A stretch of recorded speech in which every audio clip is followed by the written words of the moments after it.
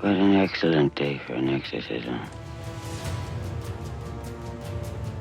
When you first watch The Exorcist, you might most notice its shock value, its iconic scares, and the artistry of its subtle, realistic horror aesthetic.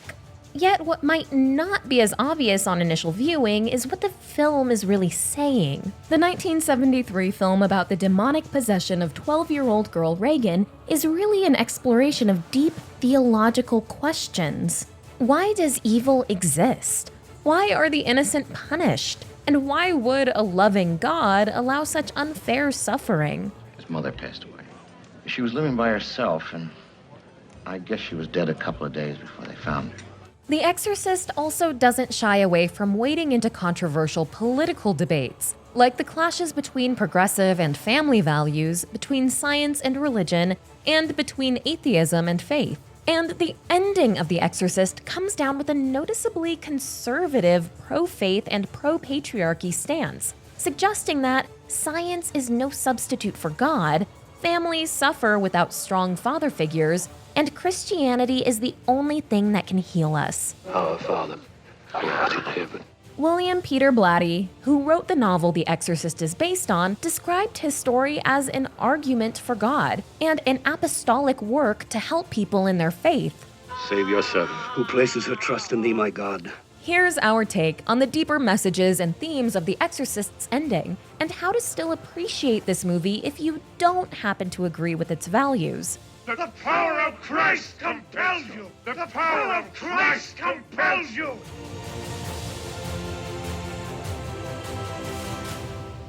Hi everyone, I'm Susanna. And I'm Deborah, and you're watching The Take. Be sure to share and subscribe. And never miss a take. This video is brought to you by Mubi, a curated streaming service showing exceptional films from around the globe. It's like your own personal film festival streaming anytime, anywhere.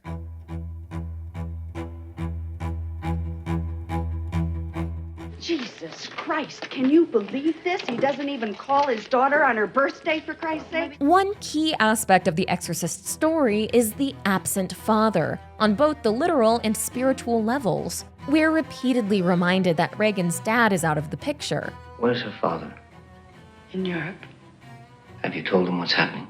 No. So, on one level, Regan's demonic possession represents a larger fear about what happens when the nuclear family is disrupted and lacks a father figure. Symptoms could be overreaction to depression. My daughter isn't depressed.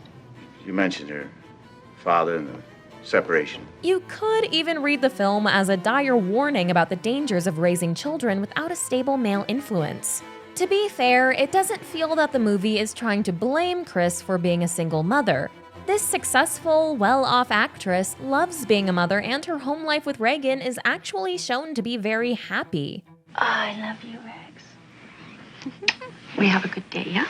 But Regan's fatherlessness is really about a bigger symbolism, the family's lack of religious belief. Do you have any religious beliefs? No. What about your daughter? No. Why?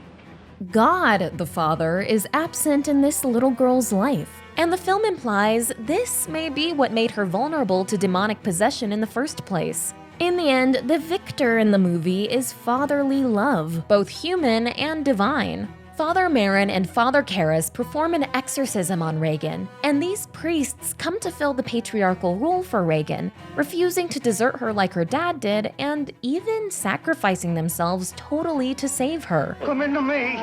God damn you! Take me! In the last scenes of the film, Regan kisses the cheek of another priest, and it's as if she's declaring her faith, marking God as the true father in her life, and all priests as a proxy for him. Chris gives Father Dyer Karras' medal, I thought you'd like to keep this. implicitly acknowledging that he and Karras are basically two interchangeable manifestations of the same spirit. In the director's cut, Father Dyer's final insistence that she take it instead acts as an encouragement for Chris to embrace religion and accept a token of protection from the Holy Father who's now present in Regan's life. As Yale film professor Mark Lapadula told us, and so 2 lives for 1 life to be saved, and it's worth it as far as the church is concerned. 2 men die trying to save 1 young girl, and in the end they do.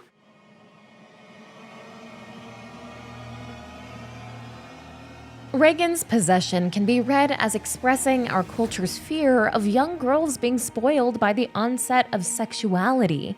We've seen the horror convention of an innocent child overtaken by an evil force before, but Regan's behavior here is especially shocking and explicit. She goes from being a sweet child to someone profane, violent, and inappropriately sexual.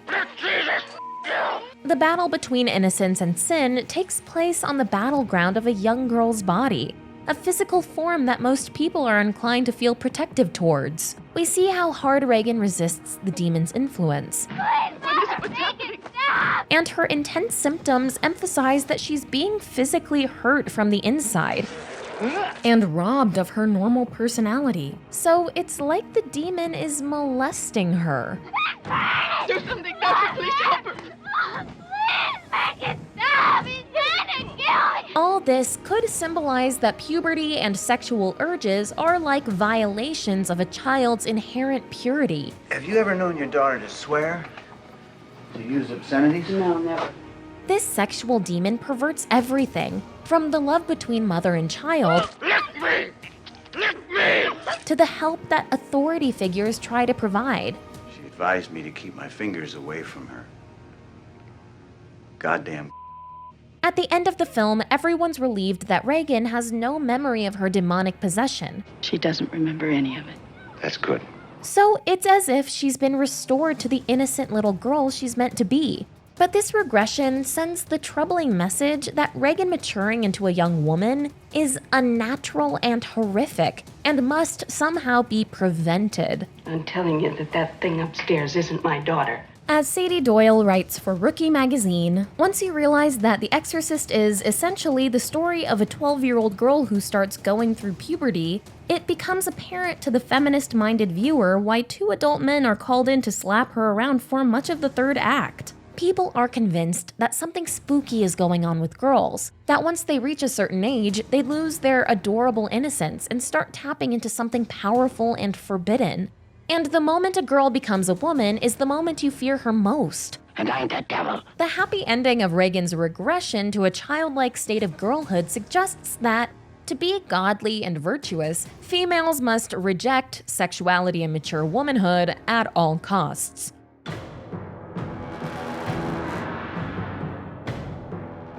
Another key message The Exorcist leaves us with is that science is no substitute for the centuries-old function of religion. The film frames the medical community as arrogant and inept. So what's wrong with her? We still think the temporal lobe. Oh, what are you talking about, for Christ's sakes? Doctors misdiagnose Regan, speculatively prescribe pills, subject Regan to harrowing tests, and for all their sophistication, have no idea what's going on. I'm sorry. You're sorry? Jesus Christ, 88 doctors, and all you can tell me with all of your bullshit is... The medical community has totally given up on her. I mean, the greatest institutions in the world, the Johns Hopkins of the world, whether it's the physiological or the psychological side of medicine, none of them can help her.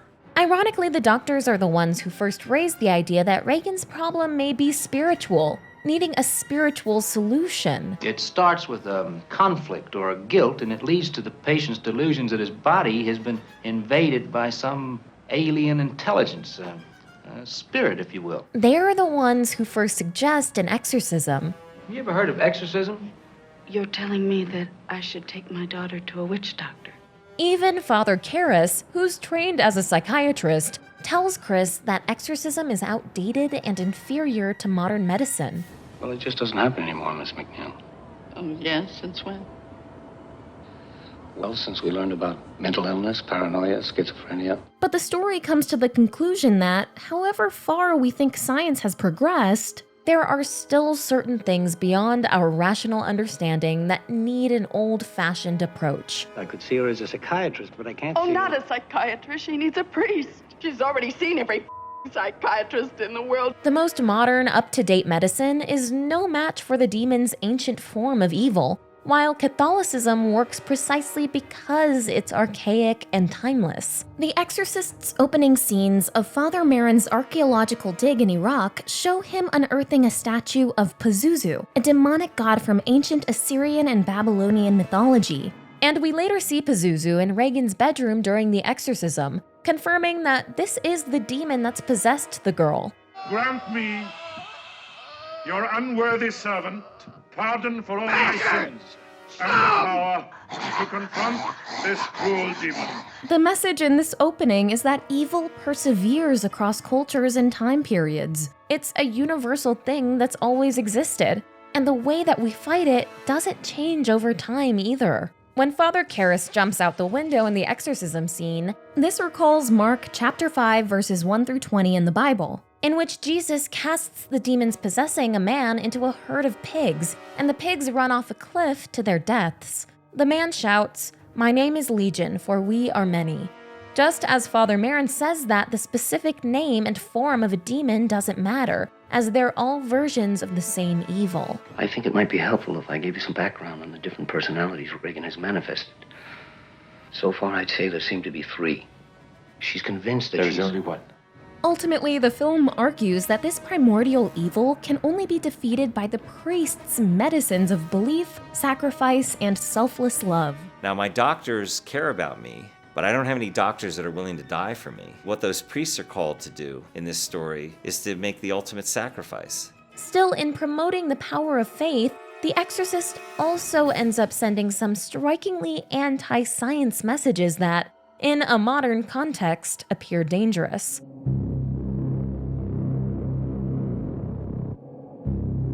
The Exorcist suggests that the purpose of demons is to help us face and purge our doubt and our distance from God. I think the point is to make us despair, to see ourselves as animal and ugly, to reject the possibility that God could love us. And the exorcism isn't just a battle for Regan's soul, but for Father Karras's. It brings his crisis of faith to a head. I need out. I'm unfit. I think I've lost my faith, Tom. At the start of the film, he feels guilty over his inability to adequately care for his mother in the lead up to her death, and unqualified to counsel his parishioners when he's so lost himself. It's not a day in my life that I don't feel like a fraud. The film humanizes priests, showing that they struggle with the same questions and doubts we do. When the exorcism starts, Karras is visibly unsettled, unlike the confident older priest Merrin, but it takes someone who's struggling with doubt to finish the job, to be more vulnerable to the demon and therefore more triumphant in rejecting it. Merrin warns Karras not to be sucked into the demon's mind games. The demon is a liar. He will like to confuse us. And, sure enough, the demon preys on Karras's worst thoughts. You killed your mother! Your servant! You left her alone to die! But when it takes on the voice of Karras's mother, Dime, why you do this to me? This forces Karras to confront his regret and guilt head-on, and he can finally mourn. You're not my mother! Karras eventually commands the demon to leave Regan and enter him instead, before finally killing the demon by killing himself. And though he loses his life, Father Karras finds peace in his self-sacrifice because his faith is restored. In that moment, he's redeemed. He's going to take on the cross of what this girl's gone through. Well, the demon inside her murdered this fellow priest. In order to stop it, he's going to sacrifice himself. Through Karras' struggle, the film spoke to the doubt and confusion many people were feeling at the time of its release. Blatty's novel came out in 1971, in the wake of JFK's assassination and during the Vietnam War. And the 1973 film implicitly taps into the pervasive sense of evil and disillusionment people may have felt as the idealistic Camelot passed away and Watergate unfolded. Some have even interpreted the demon, who speaks in strange languages, including backwards English, and threatens a wholesome American way of life, as representing US fears of foreign communists. Meanwhile, like the film's characters, fewer people were turning to the church to cope with their modern problems. Within the film, the old-fashioned Father Merrin and modern independent woman Chris represent the extremes Karras is torn between. But Karras, a priest who's also a Harvard-educated psychiatrist, finds a medium way between those two poles of the old and the new. How did Shrink ever get to be a priest? It's the other way around. The society sent me through medical school. Thus, through Karras, the story is trying to show that faith can and must still play a role in modern life. This is the cup of my blood. blood of the new and everlasting covenant, the mystery of faith. One of the reasons The Exorcist works as a movie and can affect you regardless of your beliefs is that it's not lecturing us about faith. It's not judging its characters who aren't religious, yet it is sending a number of overtly conservative messages, and even putting forward what some might consider reactionary views of female sexuality, single parents, science, and atheists. This opens up a larger conversation about why exorcism movies, and arguably much of the horror genre in general, do tend to lean to the right. As Alex Marr wrote for Salon, the exorcism film is profoundly conservative and terrific propaganda for the church. Marr also writes, in the exorcism film, perversely enough, to believe in the devil is the key to salvation. I believe in the devil. So I believe in God. People say that God is dead. But how can they think that if I show them the devil? And this is exactly what we see in The Exorcist. In presenting an example of true evil, the film argues for the existence of the opposite: true good, total self-sacrifice, and the urgent need for faith in a benevolent higher power. It's the Lord who expels you. Stephen King wrote that the horror movie is innately conservative, even reactionary, in the sense that we look to it to re-establish our feelings of essential normality. He writes that good liberals often shy away from horror films, but that the best horror films, like the best fairy tales, manage to be reactionary, anarchistic, and revolutionary all at the same time. Viewers who might enjoy The Exorcist as a piece of cinema but don't relate to its Christian message may find the movie's religious agenda a little disturbing. Yet even if you're turned off by its politics and it's not about to convert you, there are also some more universal truths to take away from The Exorcist, like the idea that there are always going to be deeper, mysterious things that our savvy modern establishments can't understand, that many of the same fundamental trials of human life continue to plague us across the ages, and that there will always be evil and suffering in the world. But the most powerful way to overcome difficult times is through the kindness of human beings who do great things for one another. Human beings can also rise to certain occasions, and they can actually surprise everyone. If you're new here, be sure to subscribe and hit the bell to be notified about all of our new videos. This video is brought to you by Mubi, a streaming service we love. Every day, Mubi premieres a new film. Whether it's a movie you've been dying to see or one you've never heard of before, there is always something new to discover. So in this world where it's very easy to spend hours debating what you should watch, Mubi is like having a really cool friend with amazing taste in movies, making it so much easier for you. They feature hard-to-come-by masterpieces, indie festival darlings, influential art house and foreign films, lesser-known films by your favorite famous directors, and more. Plus, you can even download the films to watch offline, and there are no ads, ever. This October, Mubi is embracing the Halloween season and is celebrating great horror films from throughout film history. On October 31st, check out Wes Craven's slasher classic, The Hills Have Eyes, or dive deep into Trick or Flick, their collection of horror classics in the Mubi library. We can't recommend Mubi highly enough. You can try it out now for free for a whole month. Just click the link in the description below.